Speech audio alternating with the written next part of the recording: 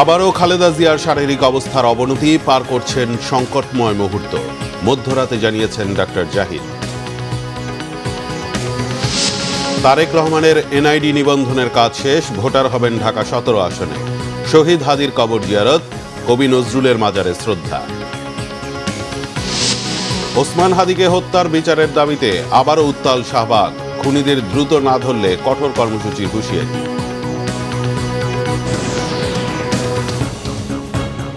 দেখছিলেন crown cement সংবাদ শিরোনাম, এবার বিস্তারিত।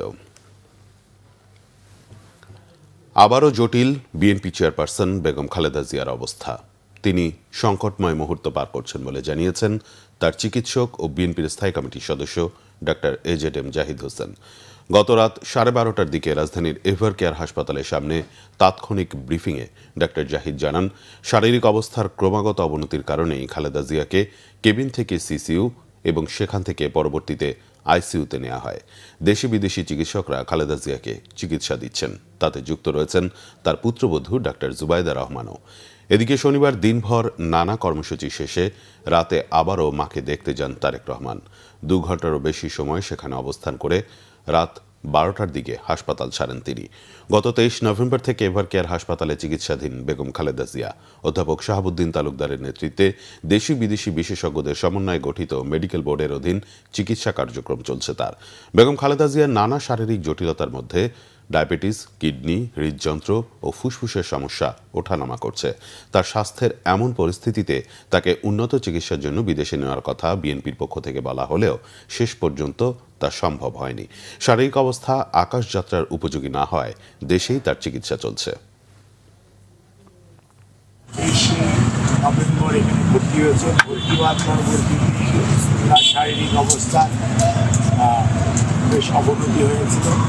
অবনতি হওয়ার কারণেই কেবিন থেকে সিসি থেকে আইসিইউতে আছে এবং আইসিইউ থেকে চিকিৎসাধীন আছে। স্বাভাবিকভাবেই ওনার শারীরিক অবস্থার উন্নতি হয়েছে এই কথা বলা যাবে না, কিন্তু ওনার অবস্থান অত্যন্ত জটিল সংকটময় মুহূর্ত পার করছে। জাতীয় পরিচয়পত্র নিবন্ধনের কাজ শেষ করেছেন বিএনপির ভারপ্রাপ্ত চেয়ারম্যান তারেক রহমান ও তার মেয়ে ব্যারিস্টার জাইমা রহমান। নির্বাচন কমিশন সচিব আক্তার আহমেদ জানিয়েছেন, তাদের ভোটার তালিকায় নাম অন্তর্ভুক্তির বিষয়ে সিদ্ধান্ত নেবে নির্বাচন কমিশন। সেজন্য অপেক্ষা করতে হবে অন্তত আজ রবিবার পর্যন্ত। আহমেদ সরারের রিপোর্ট।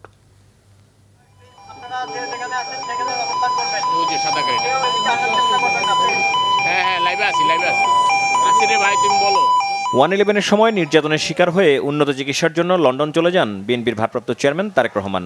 তাই ছবিযুক্ত ভোটার তালিকায় নাম অন্তর্ভুক্ত করা হয়নি তার। দীর্ঘ 1.5 দশকের নির্বাসন শেষে দেশে ফিরে এনআইডি নিবন্ধনের জন্য শনিবার দুপুরে নির্বাচন কমিশনে যান তারেক রহমান। নির্বাচন প্রশিক্ষণ ভবনে জাতীয় পরিচয় নিবন্ধন অনুবিভাগে আনুষঙ্গিক কাজ সম্পন্ন করেন তারেক রহমান। বিএনপি স্থায়ী কমিটির সদস্য সালাউদ্দিন আহমেদ এ সময় তার সাথে ছিলেন।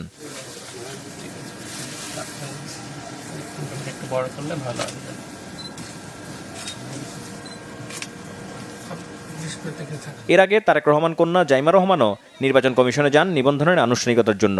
8 ঘন্টার মধ্যে যাবতীয় কাজ সেরে তিনি বেরিয়ে যান।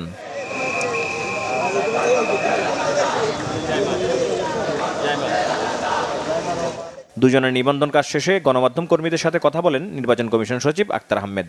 জানান, তার ভোটার হবার সিদ্ধান্ত দেবে নির্বাচন কমিশন।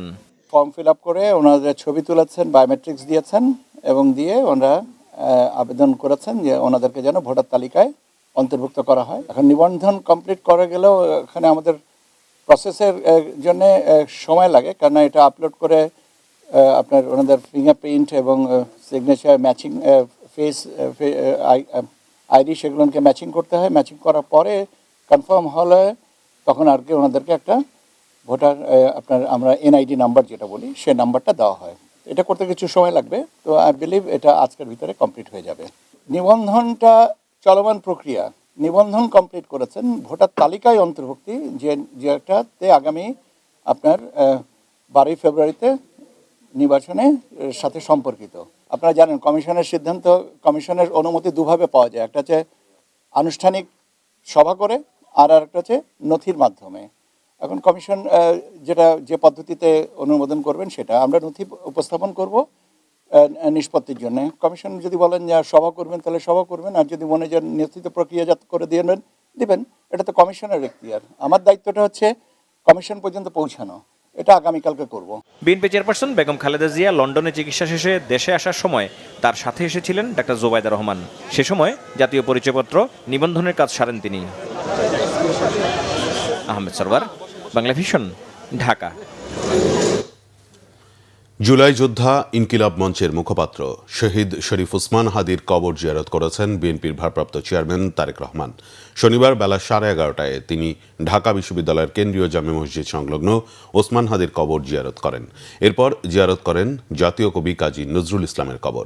এ সময় ঢাকা বিশ্ববিদ্যালয়ের উপাচার্য ডক্টর নিয়াজ আহমেদ খান ও বিএনপির শীর্ষ নেতারা তার সঙ্গে ছিলেন। বিস্তারিত জানাচ্ছেন মামুন আবদুল্লাহ। তৃতীয় দিনের কর্মসূচি পালনে শনিবার সকাল 10:30টার দিকে গুলশানের 196 নম্বর বাসা থেকে বের হন বিএনপির ভারপ্রাপ্ত চেয়ারম্যান তারেক রহমান। 11:30 ঢাকা বিশ্ববিদ্যালয় এলাকায় পৌঁছেন তিনি। তারেক রহমানকে স্বাগত জানান বিএনপি মহাসচিব মির্জা ফখরুল ইসলাম আলমগীর ও স্থায়ী কমিটির সদস্য সালাউদ্দিন আহমেদ সহ শীর্ষ নেতারা। ঢাকা বিশ্ববিদ্যালয়ের উপাচার্য ডক্টর নিয়াজ আহমেদ খান ও বিএনপির শীর্ষ নেতাদের সঙ্গে নিয়ে ওসমান হাদির কবর জিয়ারত করেন।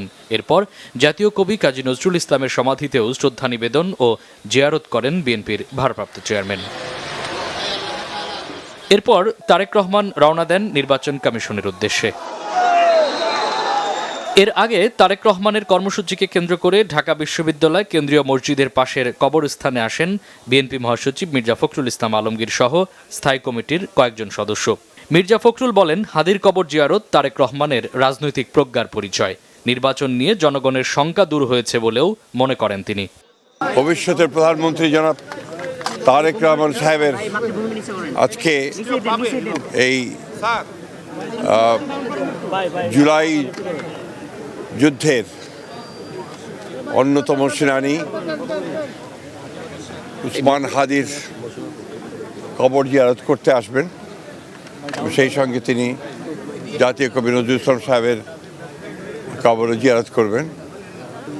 এটা নিঃসন্দেহে তার যে রাজনৈতিক প্রজ্ঞা, সেই প্রজ্ঞারই পরিচায়ক। আমরা অত্যন্ত আশাবাদী দ্রুত নির্বাচন যখন আপনার অনুষ্ঠিত হবে সেখানে নিঃসন্দেহে জনাব তারেক রহমান সাহেব সবচেয়ে বেশি সাফল্য লাভ করবেন।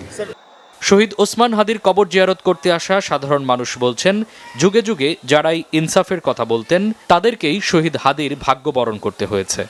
যারা সৎ এবং সততার পক্ষে, তাদের সকল মানুষের জন্য তার জন্য দোয়া করা দরকার। তার এই যে আদর্শ, এই আদর্শকে ধারণ করা দরকার এবং দেশ পরিবর্তনের জন্য তার যে আবেগ, এই আবেগকে আমাদের সকলেরই ধারণ করা দরকার। যদি এরকম কোনো ঘটনার পরে কাউকে যদি শাস্তি দেওয়া হতো যথাযথভাবে, তাহলে কিন্তু নতুন করে আমরা এই ধরনের পরিস্থিতি আমরা দেখতে পেতাম না।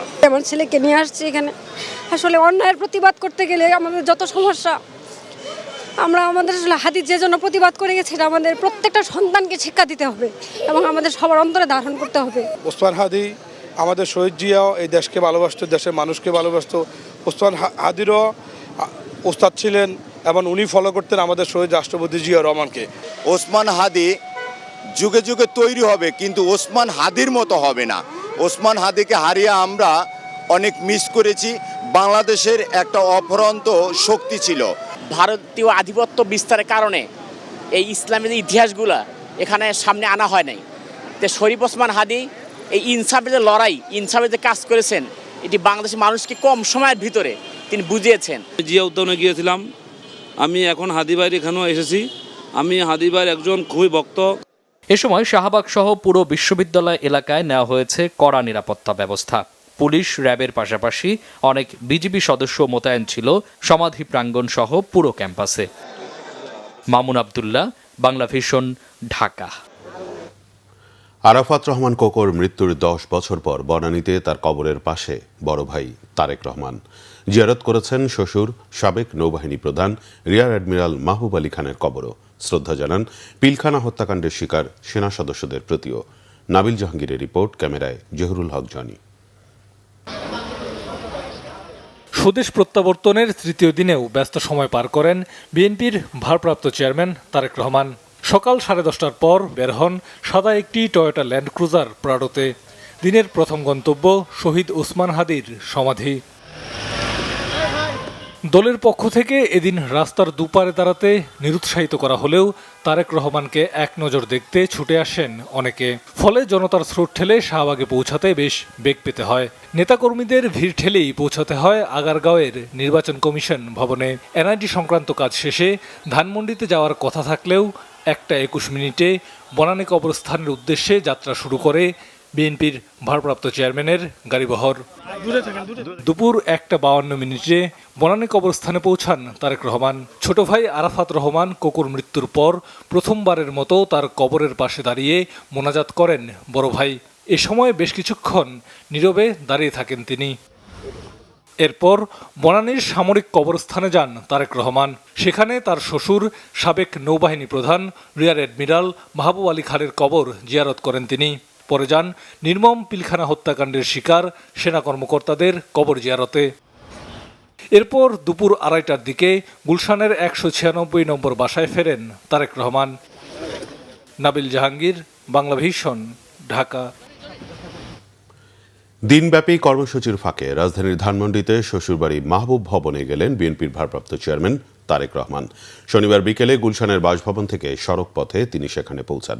দলীয় সূত্র জানিয়েছে বিকেল 4:25 গুলশান অ্যাভিনিউর 196 নম্বর বাসভবন থেকে তারেক রহমানকে বহনকারী গাড়িবহর ধানমন্ডির উদ্দেশ্যে যাত্রা করে। দীর্ঘ 1.5 যুগেরও বেশি সময় পর শ্বশুরবাড়িতে তার এই আগমনকে কেন্দ্র করে স্থানীয় নেতাকর্মী ও সাধারণ মানুষের মধ্যে ব্যাপক উৎসাহ উদ্দীপনা লক্ষ্য করা গেছে। এর আগে গত 25 ডিসেম্বর দীর্ঘ নির্বাসিত জীবনের অবসান ঘটিয়ে যুক্তরাজ্য থেকে দেশে ফেরেন তারেক রহমান। শরীফ ওসমান হাদিকে হত্যার বিচারের দাবিতে শনিবার দ্বিতীয় দিনের মতো উত্তাল হয়ে ওঠে রাজধানীর শাহবাগ মোড়। তীব্র শীত উপেক্ষা করে রাত পর্যন্ত আন্দোলন চালিয়ে যান নেতাকর্মীরা। দ্রুত সময়ের মধ্যে হাদি হত্যায় জড়িতদের বিচার প্রক্রিয়া শেষ না করলে আরও কঠোর কর্মসূচির হুঁশিয়ারি তাদের। পরে রবিবার সকাল 11টায় আবারও শাহবাগ মোড়ে অবস্থান নেওয়ার ঘোষণা দিয়ে রাতের কর্মসূচি শেষ করেন তারা। এদিকে দিনভর শাহবাগে আন্দোলন চলায় বন্ধ থাকে মূল সড়ক। ভোগান্তিতে পড়েন রাস্তায় বের হওয়া মানুষ। বিস্তারিত ফজলে রাব্বি রিপোর্টে।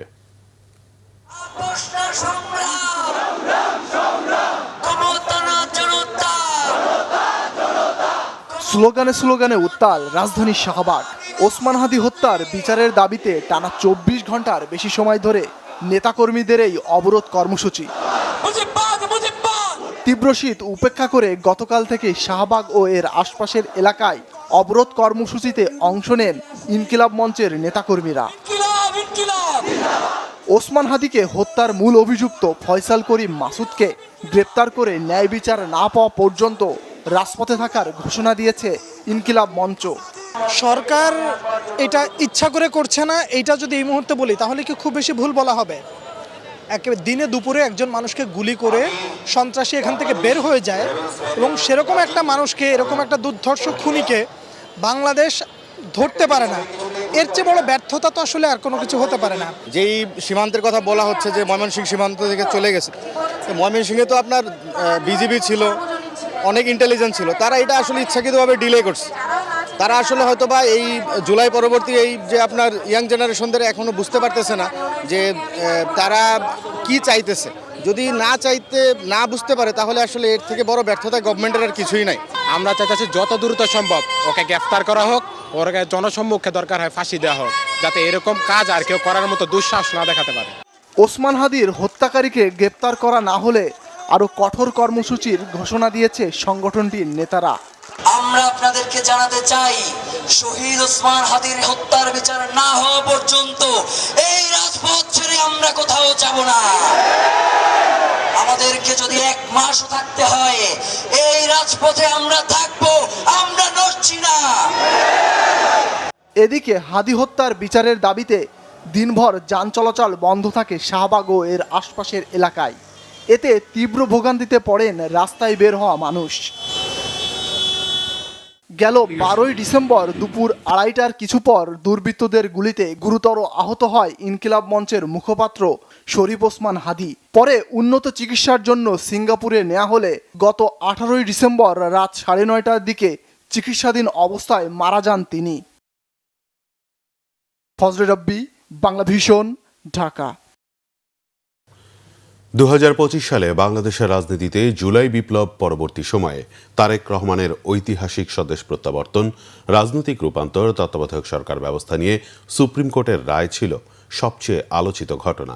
এছাড়া জাতীয় সংসদের দক্ষিণ প্লাজায় শহীদ ওসমান হাদির স্মরণকালের সর্ববৃহৎ জানাজা তাক লাগিয়েছে তাবৎ বিশ্বকে। আওয়ামী লীগ নিষিদ্ধকরণ আন্দোলন সহ রাজনৈতিক অস্থিরতা ও সংস্কারের জুলাই সনদ স্বাক্ষর অনুষ্ঠান ছিল 2025 সালের রাজনৈতিক আলোচিত বিষয়। ঘটনাবহুল 25-এর রাজনৈতিক ঘটনা নিয়ে আরও জানাচ্ছেন মহিবুল্লাহ মহিব।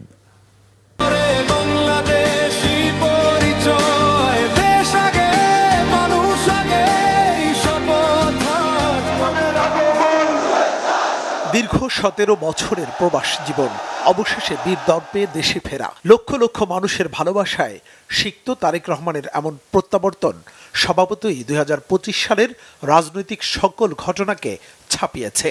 দেশের মাটি ছুঁয়ে অজস্র অগণিত মানুষের মহাস্রোতে তার দেয়া বক্তব্য যেন বাংলাদেশের রাজনীতিতে নির্মাণ করেছে এক নতুন মহাকাব্য। গুপ্তচরেরা বিভিন্নভাবে ষড়যন্ত্রে এখন লিপ্ত রয়েছে, আমাদেরকে ধৈর্যশীল হতে হবে। বছরের শেষ সময়টা ভালো কাটেনি দলমত নির্বিশেষে বাংলাদেশের সর্বস্তরের মানুষের। সবচেয়ে মন খারাপের খবর ছিল বাংলাদেশের স্বাধীনতা ও সার্বভৌমত্বের প্রতীক বেগম খালেদা জিয়ার অসুস্থতা। কখনো সংকটময়, আবার কখনো স্থিতিশীল স্বাস্থ্যের খবরে তার সুস্থতায় দোয়া হয়েছে, মসজিদে প্রার্থনা হয়েছে, মন্দির গির্জা প্যাগোডায়। কোটি মানুষের ভালোবাসায় কিছুটা স্থিতিশীল হয়ে ওঠেন আজীবন গণতন্ত্রের জন্য লড়াই করা এই মহিয়সী নারী। বছরের শেষ সময়ে এসে দুর্বৃত্তের গুলিতে বিপ্লবী ওসমান হাদির মৃত্যুতে কেঁদেছে পুরো বাংলাদেশ। নির্বাচনী তফসিল ঘোষণার পরদিন প্রচারণা শেষে রিকশাযোগে বাসায় ফেরার পথে আগ্নেয়াস্ত্র ঠেকিয়ে তাকে গুলি করার দৃশ্য দেখে আঁতকে ওঠেননি এমন মানুষ খুঁজে পাওয়া ভার। উন্নত চিকিৎসার জন্য তার সিঙ্গাপুর যাত্রা, অতঃপর নিথর দেহে দেশে ফেরা, প্রতিটি মুহূর্তই ছিল কোটি মানুষের বুকে বেদনার রক্তক্ষরণ। জাতীয় সংসদ ভবন এলাকায় লাখো মানুষের অংশগ্রহণে অনুষ্ঠিত তার জানাজা প্রমাণ করেছে এক হাদির অকাল প্রয়াণে ঐক্যবদ্ধ পুরো বাংলাদেশ। 24 জুলাই বিপ্লবের পর 2025 সাল ছিল রাজনৈতিক অস্থিরতা, জোট পরিবর্তন এবং নতুন রাজনৈতিক মেরুকরণের বছর। নির্বাচন ঘিরে নতুন জোটের সমীকরণও কম হয়নি। রাজনৈতিক দলগুলোর সাথে জাতীয় ঐক্যমত্য কমিশনের বিরামহীন বৈঠক, অতঃপর প্রধান উপদেষ্টা ডক্টর মোহাম্মদ ইউনূসের উপস্থিতিতে দলগুলোর জুলাই সনদে স্বাক্ষর অনুষ্ঠানের মধ্য দিয়ে কিছুটা স্বস্তি ফেরে দেশের রাজনৈতিক অঙ্গনে। ফেসিবাদ বিরোধী জাতীয় ঐক্যমঞ্চের ব্যানারে আওয়ামী লীগকে নিষিদ্ধ করার দাবিতে মে মাসে বড় ধরনের আন্দোলন হয়, যা রাজনৈতিক অস্থিরতা আরও বাড়িয়ে তোলে। 20 নভেম্বর 2025 তত্ত্বাবধায়ক সরকার ব্যবস্থা পুনর্বহালের রায় দেয় সুপ্রিম কোর্টের আপিল বিভাগ। এর মাধ্যমে 14 বছর আগে ফেসিবাদী আওয়ামী লীগ আমলে আদালতের রায় বাতিল হওয়া তত্ত্বাবধায়ক সরকার ব্যবস্থা আবারও ফিরে আসে, পরিপূর্ণভাবে বাতিল করা। 25 16 জুলাই গোপালগঞ্জে জাতীয় নাগরিক পার্টি এনসিপির পূর্ব ঘোষিত কর্মসূচিতে নিষিদ্ধ আওয়ামী বাহিনীর হামলা এবং নিরাপত্তা বাহিনীর সাথে বিক্ষোভকারীদের সংঘর্ষের ঘটনা ছিল ব্যাপক আলোচিত। জাতীয় পার্টির ভাঙন, নতুন রাজনৈতিক সমীকরণ, রাজনৈতিক ভবিষ্যৎ নিয়ে অনিশ্চয়তা এবং নতুন জোট গঠনের প্রচেষ্টা ছিল বছর জুড়ে। গণতান্ত্রিক রূপান্তরে গণতন্ত্র পুনঃপ্রতিষ্ঠা এবং অবাধ রাজনৈতিক পরিবেশ তৈরির জন্য নতুন প্রজন্মের সক্রিয় অংশগ্রহণ ও গণ আন্দোলন দেখা যায় চলতি বছরেই। 2025 সাল ছিল বাংলাদেশের রাজনৈতিক পরিবর্তনের এক সন্ধিক্ষণ, যেখানে পুরনো রাজনৈতিক কাঠামো ভেঙে নতুন মেরুকরণ ও ক্ষমতার ভারসাম্য প্রতিষ্ঠার চেষ্টা ছিল সকল মহলে। একই সাথে সংঘাত ও রাজনৈতিক মেরুকরণের ধারা অব্যাহত ছিল, যা আঞ্চলিক ও বৈশ্বিক রাজনীতিতে তৈরি করেছে নতুন চ্যালেঞ্জ। মুহিবুল্লাহ মুহিব, বাংলা ভিশন, ঢাকা। কেরানীগঞ্জের হাসনাবাদ এলাকায় একটি মাদ্রাসায় বিস্ফোরণের ঘটনা তদন্তে 3 নারীকে আটক করেছে পুলিশ। আটককৃতরা হচ্ছে মাদ্রাসার মালিক পলাতক মোহাম্মদ আলামিনের স্ত্রী আসিয়া খাতুন, আসিয়ার বড় ভাইয়ের স্ত্রী ইয়াসমিন আক্তার ও আসমানী খাতুন। ঢাকার পুলিশ সুপার মোহাম্মদ মিজানুর রহমান জানান, হাসনাবাদ হাউজিং এলাকায় উম্মুল কুরা ইন্টারন্যাশনাল মাদ্রাসায় শুক্রবার দুপুরে বিকট শব্দে বিস্ফোরণ ঘটে। এতে মাদ্রাসার 2টি রুম সহ 4টি রুম ও ছাদের অংশ ধসে যায়। এ ঘটনায় 2 শিশু সহ আহত হয় 4 জন। ঘটনাস্থল থেকে পুলিশ বিপুল পরিমাণ রাসায়নিক দ্রব্যাদি, ককটেলের মতো 4টি বস্তু, একটি ল্যাপটপ, 2টি মনিটর ও একটি মোটরসাইকেল উদ্ধার করে। ঘটনার সাথে কোনো জঙ্গি তৎপরতা আছে কিনা তা খতিয়ে দেখা হচ্ছে। বিএনপিতে আনুষ্ঠানিকভাবে যোগ দিয়েছেন গণ অধিকার পরিষদের সাধারণ সম্পাদক রাশেদ খান। শনিবার দলের চেয়ারপারসন বেগম খালেদা জিয়ার গুলশান কার্যালয়ে গিয়ে তিনি বিএনপিতে যোগ দেন। বিএনপি মহাসচিব মির্জা ফখরুল ইসলাম আলমগীরের হাতে ফুল দিয়ে রাশেদ খান বিএনপির আদর্শ বাস্তবায়নের কথা বলেন। এ সময় বিএনপির স্থায়ী কমিটির সদস্য সালাউদ্দিন আহমেদও উপস্থিত ছিলেন। মির্জা ফখরুল জানান, ঝিনাইদহ 4 আসনে ধানের শীষের প্রতীক নিয়ে নির্বাচনে লড়বেন বিএনপিতে সদ্য যোগ দেয়া রাশেদ খান। স্থানীয় নেতাকর্মীদের রাশেদ খানের জন্য কাজ করার নির্দেশনা দেন বিএনপি মহাসচিব। রাজনৈতিক প্রতিপক্ষ তার ঋণ খেলাপির বিষয়ে নানা ধরনের অপপ্রচার চালাচ্ছে বলে অভিযোগ করেছেন নাগরিক ঐক্যের সভাপতি মাহমুদুর রহমান মান্না। রাজধানীর তোপখানা রোডে নাগরিক ঐক্যের কার্যালয়ে শনিবার এক সংবাদ সম্মেলনে কথা বলেন তিনি। সম্মেলনে তার ঋণ খেলাপির বিষয়টি স্পষ্ট করেন মান্না। বলেন, তিনি প্রতারণার শিকার হয়েছেন। একই সাথে অভিযোগ করেন, রাজনৈতিক অঙ্গন এখনও প্রভাবমুক্ত হয়নি। দলীয় শক্তি কাজে লাগিয়ে এক দল এসব প্রচারণা চালাচ্ছে। তবে তিনি নির্বাচনে অংশগ্রহণ করতে পারবেন কিনা তা আজ রবিবার আদালতের রায়ের উপর নির্ভর করছে। বগুড়ার একটি আসন থেকে মাহমুদুর রহমান মান্না নির্বাচনে প্রার্থী হচ্ছেন। এক্ষেত্রে তিনি বিএনপির সবুজ সংকেত পেয়েছেন। তবে ঋণ খেলাপির বিষয়টি সামনে আসায় তার নির্বাচনে অংশ নেওয়া নিয়ে কিছুটা ধোঁয়াশার সৃষ্টি হয়েছে। টানা 3 সপ্তাহের রক্তক্ষয়ী সংঘর্ষের পর অবশেষে আবারও নতুন করে যুদ্ধবিরতিতে রাজি হয়েছে থাইল্যান্ড ও কম্বোডিয়া। 3 দিন ধরে আলোচনার পর শনিবার 2 দেশ এক যৌথ বিবৃতিতে এই ঘোষণা দিয়েছে। শনিবার স্থানীয় সময় দুপুর 12টা থেকে কার্যকর হয় নয়া যুদ্ধবিরতি। দক্ষিণ পূর্ব এশিয়ার প্রতিবেশী এই 2 রাষ্ট্রের মধ্যে গত কয়েক বছরের মধ্যে এটি ছিল সবচেয়ে ভয়াবহ ও দীর্ঘস্থায়ী সামরিক সংঘাত। 2 দেশের প্রতিরক্ষা মন্ত্রীরা যৌথ বিবৃতিতে জানিয়েছেন, শান্তি ফিরিয়ে আনার লক্ষ্যে সীমান্ত এলাকায় কোনো পক্ষই নতুন করে উস্কানিমূলক কোনো সামরিক তৎপরতা চালাতে পারবে না। কয়েক সপ্তাহের সংঘাতে 2 দেশের অন্তত 47 জন নিহত হয়েছে। বাস্তুচ্যুত হয়েছে অন্তত 10 লাখ মানুষ। থাইল্যান্ড ও কম্বোডিয়ার মধ্যকার সীমান্ত বিরোধটা দীর্ঘদিনের। এর আগে গেল জুলাইয়ে 5 দিনের প্রাণঘাতী সংঘাত শেষে যুক্তরাষ্ট্র, চীন ও মালয়েশিয়ার মধ্যস্থতায় যুদ্ধবিরতিতে গিয়েছিল থাইল্যান্ড ও কম্বোডিয়া। তবে তা স্থায়ী হয়নি। চলতি মাসে নতুন করে 2 দেশের আন্তঃসীমান্ত সংঘাত শুরু হলে ভেঙে যায় জুলাইয়ের যুদ্ধবিরতি। বিশ্লেষকদের মতে নয়া যুদ্ধবিরতি কতটুকু দীর্ঘস্থায়ী হবে তা নির্ভর করবে 2 দেশের পরবর্তী কূটনৈতিক পদক্ষেপের উপর। মেহেদী হাসান রানার হ্যাট্রিকও পারল না নোয়াখালীকে জয় এনে দিতে। সিলেটে দ্বিতীয় দিনে দ্বিতীয় ম্যাচে শেষ বলে 1 উইকেটের নাটকীয় জয় ছিনিয়ে নিয়েছে সিলেট। টসে হেরে ব্যাটিংয়ে নেমে 9 রানে তৃতীয় উইকেট হারিয়ে বিপর্যয় দিয়েই ব্যাটিং শুরু করে নোয়াখালী। এরপর দলীয় 70 রানে 5 উইকেট হারায় তারা। তবে অধিনায়ক সৈকত আলীর 24, মহিদুল ইসলাম অঙ্কনের অপরাজিত 61 এবং জাকির আলীর 29 রানে 7 উইকেটে 143 রান করে নোয়াখালী।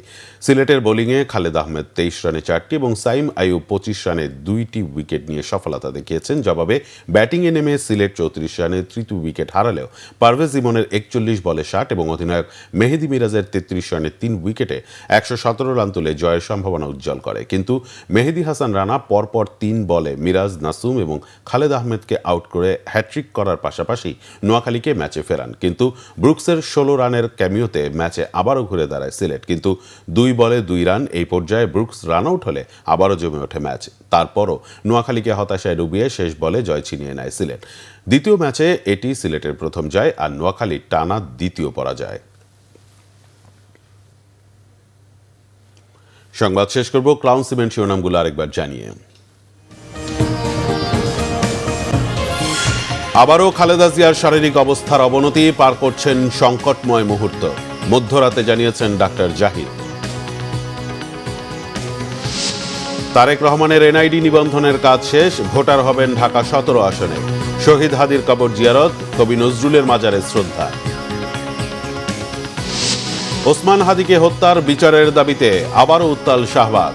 খুনিদের দ্রুত না ধরলে কঠোর কর্মসূচির হুঁশিয়ারি।